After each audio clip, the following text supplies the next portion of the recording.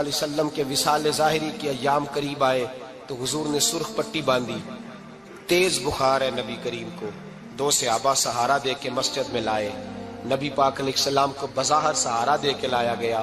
کریم رسول نے لوگوں کو جمع کیا، حضور آج کیا ہونے والا ہے، آج کیا کہا جائے گا، آج کس لیے میٹنگ بلائی ہے؟ نبی کریم کے کل صحابہ جب مسجد میں جمع ہوئے تو کھچا کھچ مسجد بھری ہے۔ وصال ظاہری سے چند یوم پہلے کی بات، نبی پاک نے فرمایا آج تمہیں کوئی جہاد کی ترغیب نہیں دینی، آج کوئی نیا پیغام نہیں دینا، آج تمہیں بتانا ہے کہ رب نے اپنے بندے کو اختیار دیا ہے، چاہے تو دنیا میں رہے، چاہے تو اس کی بارگاہ میں حاضر ہو جائے۔ اس عبد نے بارگاہ ربوبیت کی طرف لوٹنے کا ارادہ کر لیا ہے۔ حضرت صدیق اکبر رونے لگے تو صحابہ نے کہا تمہیں کیا ہوا؟ کہنے لگے سمجھ نہیں رہے، کسی کی بات نہیں کر رہے، نبی پاک تو اپنی بات فرما رہے ہیں، اس نے جانے کا ارادہ کر لیا۔ سنیے میرے بھائی، محبوب پاک نے فرمایا بھائی کسی شخص کو میری طرف سے کوئی تکلیف پہنچی ہو تو بدلہ لے سکتا ہے، بدلہ لے سکتا ہے، کسی کو تکلیف پہنچی ہو۔ صحابہ پھوٹ کے رونے لگے، محبوبہ کرم ہی کرم ہوا ہے، رحمت ہی رحمت آئی، آپ کے بارے میں گمان کرنے والا بھی دائرہ ایمان سے نکل جائے۔ حضور آپ کیا فرما رہے ہیں؟ فرمایا نہیں بھائی اٹھو۔ پیچھے سے جناب عکاشہ بن محصن اٹھے، ہاتھ کانپتے ہیں، آگے بڑھے، کہنے لگے یا رسول اللہ، ایک جنگ کے موقع پر آپ نے درہ مارا تھا، ننگی پیٹھ پر صفیں سیدھی کراتے، بات دل میں رہ گئی ہے، میں نے بدلہ لینا ہے۔ نبی کریم نے فرمایا بلال دوڑ کے جاؤ، فاطمہ کے گھر درہ پڑا ہے، درہ لاؤ۔ سیدنا بلال حبشی کہتے میں گیا، دستک دی سیدہ طیبہ طاہرہ، حضرت فاطمہ فرمانے لگی بلال کیسے آئے ہو؟ اماں جی وہ درہ چاہیے تھا۔ سیدہ کو تشویش ہوئی، کہنے لگے بلال نہ تو جنگ پہ جانا ہے، نہ جہاد ہے، نہ کوئی ایسا موقع ہے، حضور کی تو طبیعت مبارک بظاہر بڑی علیل ہے، درہ کیا کریں گے؟ حضرت بلال عرض کرنے لگے اماں جی ایک صحابی بدلہ لینے لگے ہیں، صاحب طبقات نے جملے لکھے ہیں، کہتے ہیں بی بی صاحبہ نے درہ بھی دیا اور امام حسن حسین کو بھی باہر نکالا۔ فرمانے لگی عکاشہ سے کہنا 100 درے مارے، ان 2 شہزادوں کے جسم پر نبی پاک کے قریب نہ جائے، میں نے 2 بچے پیدا ہی اپنے محبوب پر قربان کرنے کے لیے کیے، ان کو لے جائے۔ حضرت بلال کہتے ہیں میں 2 شہزادے لے کے آیا، اور جب دروازے میں میں لے کے پہنچا تو نبی پاک نے دیکھا تو آنکھوں میں آنسو آ گئے۔ فرمایا ان کو بٹھا دو، مجھے پتا ہے فاطمہ نے کیا کہہ کے بھیجا ہے۔ حضرت سیدنا بلال فرماتے ہیں درہ میں نے جناب عکاشہ کو دیا، حضرت عکاشہ درہ لے کے آگے جو بڑھے تو حضرت ابو بکر صدیق نے ان کے پیروں پہ ہاتھ رکھا، فرمایا عکاشہ میری طرف آ یار، مجھے مار درے، نبی پاک کے قریب نہ جا۔ مصطفیٰ کریم نے فرمایا ابو بکر تو ہٹ جا، اسے آنے دے۔ فرماتے ہیں میں چند قدم آگے گیا تو مولا علی شیر خدا نے میرے پیر پہ ہاتھ رکھا، کہنے لگے عکاشہ سوچ تو صحیح تو کیا کر رہا ہے؟ حضور نے فرمایا علی ہٹ جاؤ، میرا اور ان کا معاملہ ہے۔ جناب عکاشہ آگے بڑھ رہے، نبی کریم نے فرمایا میں اپنی امت کو درس دینا چاہتا ہوں، خبردار خبردار زندگی میں تمہارے ہاتھ سے زبان سے کسی کو تکلیف نہ پہنچنے پائے، خبردار یاد رکھنا وہ معاشرے بگڑ جاتے ہیں، وہ معاشرے تباہ کر دیے جاتے ہیں جہاں ظلم ہوتا ہے، جہاں زیادتی ہوتی ہے، جہاں لوگوں کو ستایا جاتا ہے۔ محبوب کریم کے قریب آئے حضرت عکاشہ، کہا حضور میری پیٹھ ننگی تھی، آپ بھی ذرا کپڑا ہٹائیے۔ نبی کریم نے پیٹھ سے کپڑا ہٹایا، جناب عکاشہ نے درہ جو اٹھایا تو صحابہ کی چیخیں نکلی، حضرت عکاشہ نے درہ دور پھینکا، حضور کے بطن اطہر سے لپٹ گئے، چومنے لگے، کہنے لگے حضور وہ تو صفیں سیدھی کراتے لگ گیا تھا، آپ نے کہاں مارا تھا؟ یا رسول اللہ میں تو بہانہ بنا رہا تھا کہ جاتی دفعہ مجھے وجود چومنے کا موقع نصیب ہو جائے، مجھے یہ موقع نصیب ہو جائے۔ میرے حبیب نے فرمایا جس نے جنتی دیکھنا ہو میرے عکاشہ کی زیارت کر لے۔ بھائی ظلم کا دروازہ کھلا ہوا ہے اور لوگ بھول جاتے ہیں زیادتی کرتے ہوئے، وہ بہو سے ہی کیوں نہ کریں، وہ اپنے گھر کے بھول جاتے ہیں کہ شاید پوچھنے والا کوئی نہیں، شاید میزان نہیں لگے گا۔ ایران کے بادشاہ نے اپنے بیٹے کو پڑھانے کے لیے ایک استاد صاحب کا بندوبست کیا۔ استاد صاحب کو کہا کہ میرے بچے کو دین پڑھائیے، میں چاہتا ہوں کل اس نے عنان حکومت کو سنبھالنا ہے تو یہ دین سے آگاہ ہو جائے، اس کو کچھ سکھائیے پڑھائیے۔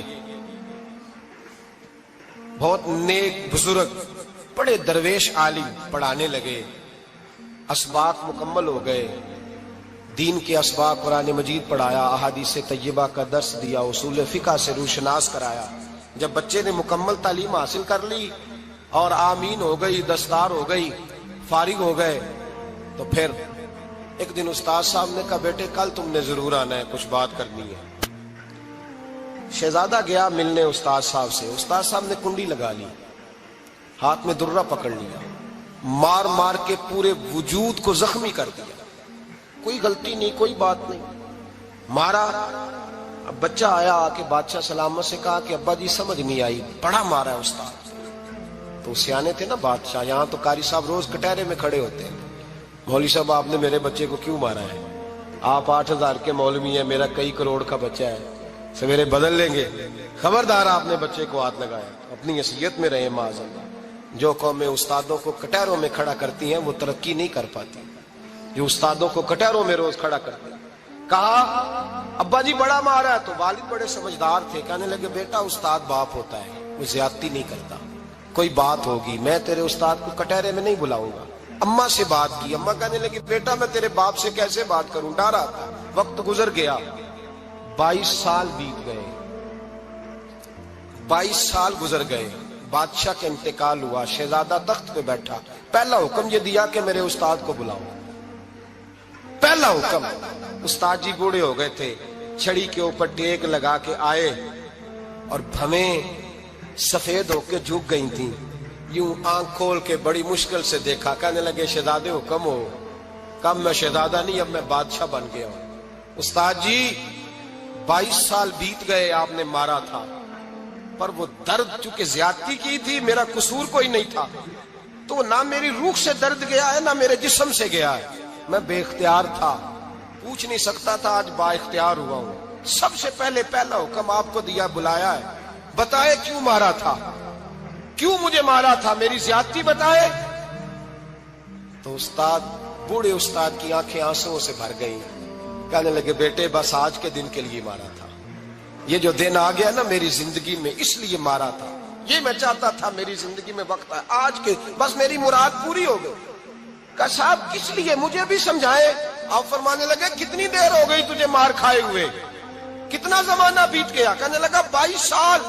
فرمایا زخم بھولے تو نہیں، درد ختم تو نہیں ہوئی، تمہیں بات 1 منٹ کے لیے بھی تمہارے حافظے سے محو تو نہیں ہوئی؟ کہا استاد جی روز رات کو یاد آتی، روز خیال آتا تھا۔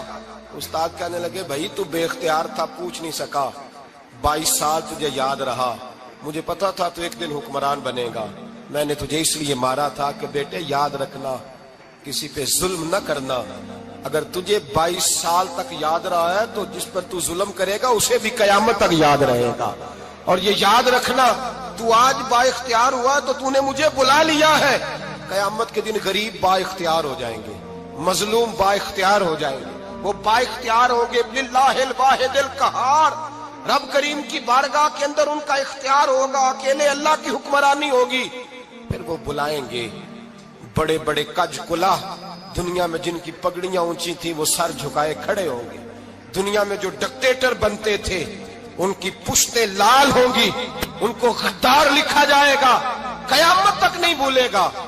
ظلم کرنا تو سوچ سمجھ کے کرنا، اتنا کرنا جتنا تم سہ سکتے ہو، اتنی زیادتی کرنا جتنی قیامت میں تم برداشت کر سکتے ہو۔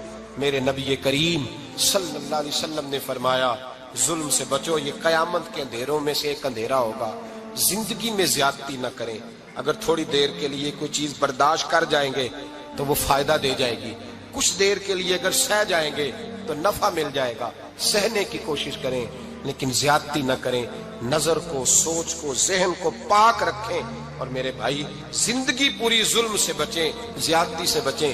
امیر المومنین حضرت جناب سیدنا عمر فاروق رضی اللہ تعالیٰ عنہ رات گھر میں تھے تو رونے لگے، بڑی دیر تک روتے رہے، والدہ اٹھی تو صاحبزادے سے کہنے لگی پتہ کرو تمہارے باپ کو کیا مسئلہ ہے۔ شہزادے آئے، کہنے لگے امیر المومنین والد گرامی کیا ہوا؟ تو حضرت عمر فاروق کہنے لگے بیٹا اپنی اماں کو بلاؤ۔ والدہ آ گئی، کیا بات ہے، کچھ طبیعت خراب ہے تو حکیم کا بندوبست کیا جائے۔ تو حضرت عمر کہنے لگے کچھ بھی نہیں، آج مسجد سے نکلا ہوں تو نبی پاک کے صحابہ میری تعریفیں کر رہے تھے۔ یہ حضرت فاروق اعظم کے وصال کے قریب کے دن ہے، تعریفیں تو حضرت یہ رونے کی بات ہے کہ خوش ہونے کی؟ آپ فرمانے لگے نہیں، سوچتا ہوں باہر تو میں اچھا رہا ہوں، پتہ نہیں گھر میں ہی کوئی زیادتی نہ ہو گئی ہو، پتہ نہیں تمہارے ساتھ بھی میرے معاملات ٹھیک تھے کہ نہیں۔ صحابہ تو تعریف کرتے ہیں، رو رہا ہوں تمہاری وجہ سے نہ الجھ جاؤں، بیوی ہی نہ کہے میرا حق ہی ادا نہیں کیا۔ یہ لفظ کہتے کہتے پہاڑ ہے یہ شخص، کیسر و کسرا کانپتے ہیں۔ حضرت عمر رو پڑے، بی بی سے کہنے لگے مجھے اللہ کی رضا کے لیے معاف نہیں کر دیتی؟ میرے اوپر بوجھ تھا امت کا، میں ساری رات مدینے کی گلیوں میں پھرتا تھا، دن سارا مسجد میں گزرتا تھا، میں تجھے وقت نہیں دے پایا، معاف نہیں کر دیتی؟ تو زوجہ کہنے لگی نہیں عمر، میں نے بھی زندگی میں اپنا کوئی سکھ چین نہیں دیکھا، کوئی چاؤ پورا نہیں کیا، میں کیسے معاف کر دوں؟ میں نہیں معاف کرتی۔ حضرت عمر زمین پہ بیٹھ گئے، رونے لگے، کہنے لگے چل معاف کر دے۔ کہنے لگی ایک وعدہ کرو، قیامت کے دن رب کریم کی بارگاہ میں میری سفارش کرو گے؟ اللہ کی بارگاہ میں عرض کرو گے کہ اللہ اچھی تھی، مجھے کپڑے دھو کے دیتی تھی، روٹی پکا کے دیتی تھی، میری عزت کی محافظ تھی؟ جناب عمر کہنے لگے تیرے ساتھ وعدہ ہے، رب اپنے فضل سے عمر کو جنت دے گا تو عمر تجھے جنت میں ساتھ لے کر کے جائے گا، تیرے ساتھ وعدہ ہے۔ میرے بھائی جن کے دلوں میں احساس تھا کہ ہم سے کوئی زیادتی نہ ہو جائے کسی جگہ، وہ تو یہاں تک معاملہ کرتے تھے، یہاں تک ان کا خیال رہتا تھا۔ عزیزو، ایک تو نظر میں حیا پیدا کریں، والدین کی بہت بڑی ذمہ داری ہے۔ لاکھوں بچے مرضی کی شادیاں کر رہے ہیں، ہزاروں گھر اجڑ رہے ہیں، یہ وہ والا زہر ہے جو ہر گھر میں تیزی سے پھیلتا چلا جا رہا ہے۔ پہلے ہم کہتے تھے کہ بچہ باہر نہ نکلے، اب کہتے ہیں اللہ کہیں موبائل لے کے تنہا نہ بیٹھ جائے، کہیں تنہا نہ بیٹھ جائے، کیا بنے گا اس کا اگر یہ گندگی اور یہ ایسا نشہ ہے جو اجاڑ کے رکھ دے۔ بخاری شریف میں حدیث ہے، قاضی ایاز مالکی رحمۃ اللہ علیہ نے بڑی تفصیل سے لکھی ہے، راوی حضرت انس بن مالک ہیں۔ ایک بندہ بڑی دور سے آیا نبی پاک صلی اللہ علیہ وسلم کی زیارت کے لیے، بڑی دور سے۔ عرب کے جو سردار ہوتے تھے ان کے بڑے ناز نخرے ہوتے تھے، وہ خیر آج بھی ہیں، پروٹوکول کا ماحول آج بھی، یعنی وزیر صاحب کے آگے دو چار گاڑیاں نہ ہوں تو ان کو مزہ ہی نہیں آتا، پولیس والے آگے پیچھے بھاگیں تو حالانکہ ان کو نہیں پتا کہ جو پولیس والے آگے پیچھے بھاگ رہے ہیں نا، یہ حکومت بدلی تو گرفتار کرنے بھی انہوں نے آنا ہے، لیکن وہ بڑا مزہ آتا ہے جب لوگ گاڑی کے پیچھے بھاگتے ہیں۔ کیا بات ہے جناب، بڑی بات۔ اور ہماری طبیعتوں میں پتہ نہیں کون سی، تو نبی پاک صلی اللہ علیہ وسلم کی خدمت میں وہ شخص بڑی دور سے آیا، تو عرب کے بادشاہوں کا مزاج تھا، پروٹوکول بڑا چاہتے تھے، ان کا تو یہ طریقہ تھا کہ حکمرانی کرنی ہے جیسے بھی ہو۔ اگر کسی غلام نے دھوپ میں بندھا رہ گیا، اونٹ اور چھاؤں میں نہیں باندھا تو درے مارتے تھے، اور اگر اس نے کھول کے باندھ دیا تو پھر بھی مارتے تھے، کہتے تھے اتنا سیانا ہو گیا تو انہیں پوچھا ہی نہیں، خود بخود ہی باندھ دیا۔ وہ شخص حضور کی بارگاہ میں آیا اور بہت سارے لوگوں کے پاس کیونکہ وہ جاتا تھا اپنے سربراہ کا پیغام لے کے، تو وہ کانپ رہا ہے جب حضور کی بارگاہ میں گیا، ڈر رہا ہے۔ اب ذرا بات کو سمجھنا، نبی پاک صلی اللہ علیہ وسلم نے اس سے فرمایا کیوں ڈرتے ہو؟ سادہ آدمی ہے، دیہاتی ہے، بدو ہے۔ اللہ کے رسول نے تھپ کی دی، کیوں ڈرتے ہو؟ تو کہتے حضور مجھے آداب نہیں آتے اور مجھے ڈر آتا ہے، کوئی بات اگر ایسی ہو گئی، آپ مدینے کی حکومت کے سربراہ ہیں، تو کہیں آپ ناراض نہ ہو جائیں۔ حضرت انس بن مالک فرماتے ہیں بات کہاں کی تھی، پہنچ کہاں گئی؟ جب اس نے یہ کہا نا کہ آپ تو حکومت کے سربراہ ہیں، کہیں کوئی غلطی نہ مجھ سے ہو جائے، تو نبی پاک کی آنکھوں میں آنسو آ گئے، حضور رونے لگے، اور نبی پاک صلی اللہ علیہ وسلم فرمانے لگے نہ بھائی، تو کسی حکومت کے سربراہ کے پاس نہیں آیا، نہ تو اس بیٹے کے پاس آیا ہے جس کی ماں گوشت کے خشک ٹکڑے کھا کے بھی گزارا کر لے گی۔ میں تو ایک غریب ماں کا بیٹا ہوں۔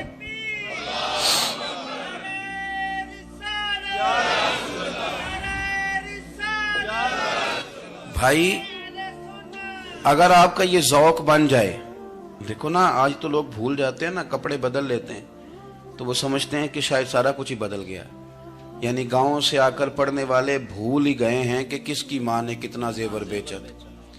لوگ بھول جاتے ہیں چیزوں کو، اپنے ماضی کو یاد رکھیں، آپ لوگوں کے ساتھ پیار کریں، آپ لوگوں کو موقع دیں، آپ تھوڑی سی اور کوشش کریں اس شخص تک جانے کی جو آپ کو مایوس نظر آ رہا ہے، پریشان نظر آ رہا ہے۔ یہ ہمیں میلاد والے محبوب صلی اللہ علیہ وسلم نے درس دیا۔ ایک اور پہلو، حضور سید عالم صلی اللہ علیہ وسلم نے، ہمارے ہاں نا ابھی بھی برادری کی تقسیم ہے، ابھی بھی اور کچھ میں نے ایسے کمزور لوگ بھی دیکھے. یہ اس طرح کی حرکتیں ہارے ہوئے لوگ کرتے ہیں. ہارے ہوئے لوگ جو اپنے آپ کو سمجھتے ہیں کہ میں کوئی بڑا آدمی ہوں.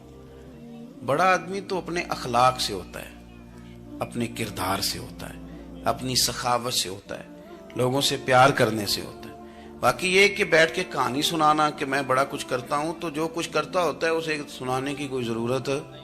ایک اور بہت سارے لوگ آپ تعزیت کرنے جائیں نا والد کے انتقال کے بعد, تو ان بیچاروں کو بتانا پڑتا ہے کہ ابا جی میرے بغیر دوائی نہیں کھاتے تھے. تو میں کہتا ہوں اگر تیرے بغیر نہیں کھاتے تھے پھر بتانے کی ضرورت نہیں, پھر تو سارے گاؤں کو پتا ہوگا کہ تیرے بغیر نہیں کھاتے تھے. اور اگر کوئی دال میں کالا ہے تو پھر تیری وضاحت کوئی بندہ قبول نہیں کرے گا. تو آپ کو بتانا کیوں پڑ رہا ہے, اور آپ بار بار اس بات کا ذکر کیوں کر رہے ہیں کہ ہم بہت بڑے قبیلے کے ہیں؟ صاحب اگر آپ بڑے قبیلے کے ہیں تو پتا ہوگا سارے علاقے کو آپ کتنا لوگوں کا خیال کرتے ہیں, آپ کس قدر محبت کرتے ہیں, آپ کا انداز کریمانہ کس طرح کا.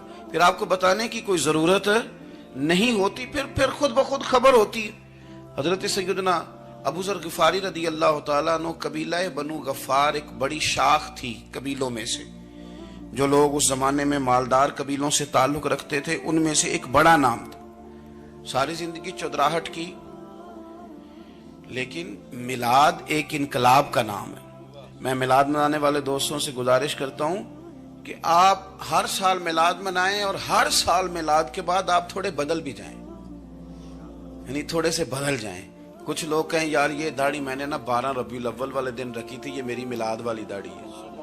اور داڑھی رکھیں بھی نبی پاک کی مرضی کی. کس کی مرضی کی؟ نہ ناراض ہو جائے جی میں ٹور چلا بس. کس مرضی کی جی؟ اپنی مرضی کے نہیں.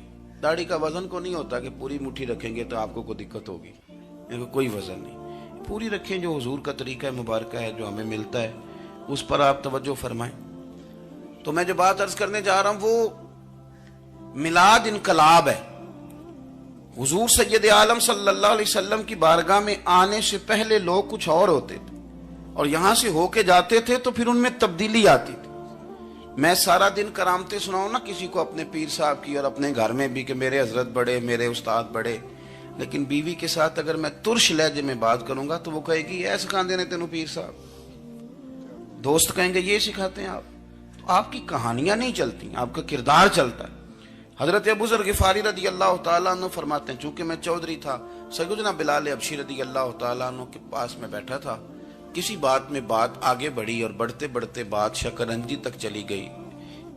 رائے کے اختلاف نے باتوں میں تلخی پیدا کر دی, اور جب تھوڑے لفظ اور تیز ہوئے تو میں نے انہیں کہہ دیا چپ کر, تو ابشن کا بیٹا ہے. کس کے بیٹے تھے حضرت بلال؟